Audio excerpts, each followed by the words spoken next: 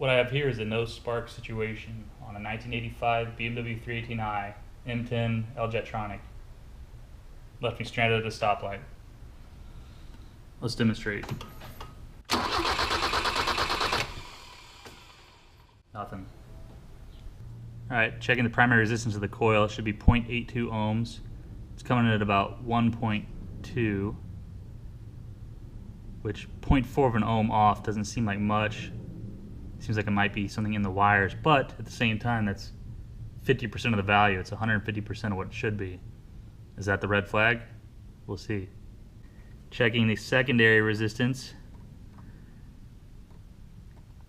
Should be about 8,500 ohms, and it's about 8,040. So that one's slightly off. And as a percentage, that's a much smaller percentage. But again, it's not where it should be, so maybe it's the coil. I'll keep checking other things just in case. I'll check the ignition control unit. This is the Siemens Telefunken ICU. We'll see what kind of voltage we have when I turn the key on. Alright, looks like full battery power. I'll check for connectivity between terminal 6 and ground. Looks good. Now I'm going to check continuity between terminal 3 and 15, which is on the coil. Looks good.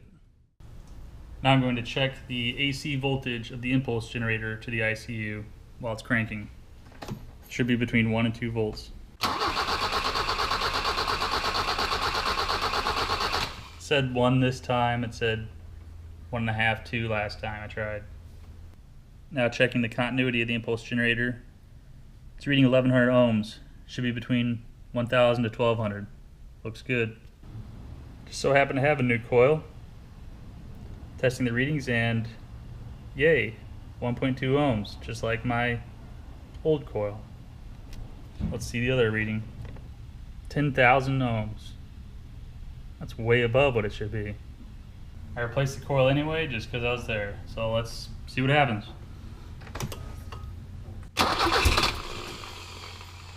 I saw some spark and it fired, so maybe it's the coil. Alright, dry run. This will be first attempt to start it with a new coil.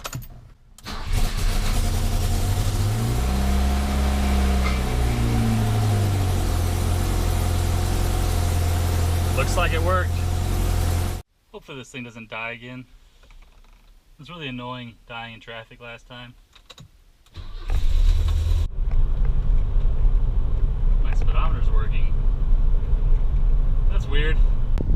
So what did I learn? Place one coil barely out of spec with one significantly out of spec and it works.